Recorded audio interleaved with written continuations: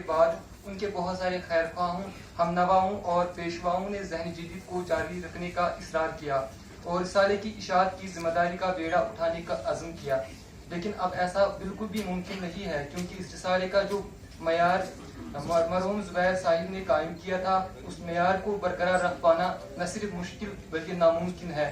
اس لیے 71واں شمارہ ذہن جدید کا آخری شمارہ قرار پایا ہے۔ اقتباس ختم۔ اردو کے بعض قارئین کے لیے یہ بڑی بدقسمتی ہے کہ وہ اب اس زندہ اور بااثر رسالے کے مطالعے سے محروم ہو گئے ہیں، لیکن برسوں تک رسالہ ذہن جدید نے ادب کی جو خدمت کی اس کو کبھی بھی فراموش نہیں کیا جا سکتا۔ علاوہ ازیں ادبی صحافت کی تاریخ میں رسالہ ذہن جدید کا نام سنہرے لفظوں میں لکھے جانے کے قابل ہے۔ ذہن جدید ایک ایسا رسالہ ثابت ہوا ہے کہ جس کا اول تا آخری شمارہ جدید تھا، اور یہ انفرادیت اس رسالے سے کبھی بھی ختم نہیں ہوئی۔ زبیر رضوی مرحوم نے یہ رسالہ مختوم محی الدین اور سلیمان اریب کی یاد میں جاری کیا تھا، اور یہ تحریر رسالے کے ہر شمارے کے سرورق کے اوپر نمایاں طور پر نظر آتی ہے۔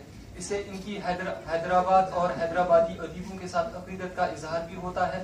ساتھ ہی اس رسالے کی ایک اور روایت یہ رہی ہے کہ اس کے سرور پر بڑی زبان کا زندہ رسالہ اور ادب، آرٹس اور کلچر کا ترجمان جیسے الفاظ بھی اس کو خوبصورت اور دیدہ زیب بنانے میں معاون ثابت ہوتے ہیں۔ ادب، فنون، آرٹ، کلچر، تہذیب، ثقافت وغیرہ کی نمائندگی اور ترجمانی رسالہ ذہن جدید نے بڑی عمدگی سے کی ہے۔ اب ہم سامعین حضرات کو رسالہ ذہن جدید کے پہلے اور آخری شمارے کے موضوعات کی جلد دکھاتے ہیں، تاکہ قارئین کو اندازہ ہو جائے کہ ذہن جدید نے جو راہ ابتدا میں اختیار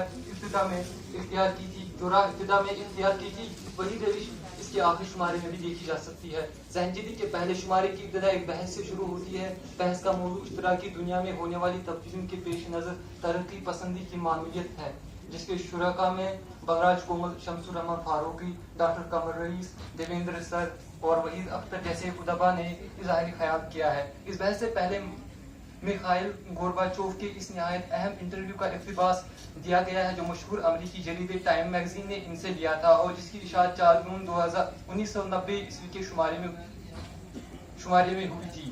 بحث ہی کے باب میں باقر مہدی کے مضمون ترقی پسندی اور جدیدیت کی کشمکش کا دوسرا حصہ بھی شریک ہے۔ اس شمارے کا دوسرا موضوع افسانہ ہے، جس میں بانو قدسیہ، انور عظیم، سریندر پرکاش جیلانی، بانو عوض سید، عبداللہ حسین جیسے افسانہ نگاروں کے افسانے شامل ہیں۔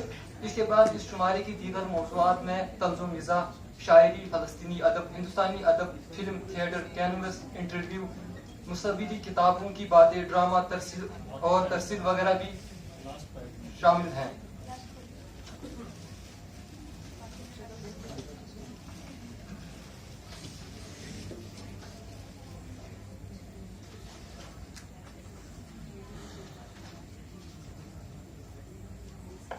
ادب اور فنون کی متنوع جہاد کا پہلا سمت نما جریدہ ذہن جدید ایک تحریک کا نام ہے، اور زبیر رضوی نے اسے ایک تحریک کی مانند ہی چلایا ہے۔ اس رسالے نے نئی نسل کی ذہن سازی میں نمایاں کردار نبھانے میں سرگرم حصہ لیا ہے۔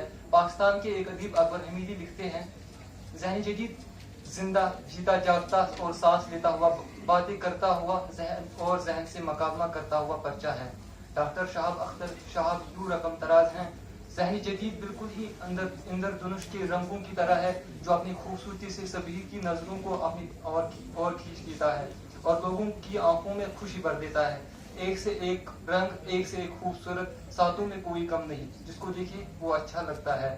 سطور بالا میں پیش کیے گئے تاثرات مجھے پسند آئے، اس لیے میں نے انہیں جوں کا توں اتارنے میں کوئی آر نہیں سمجھا۔ اس طرح ہزاروں قارئین ادب نے ذہن جدید پر قلم چلانا اپنا باعث افتخار سمجھا۔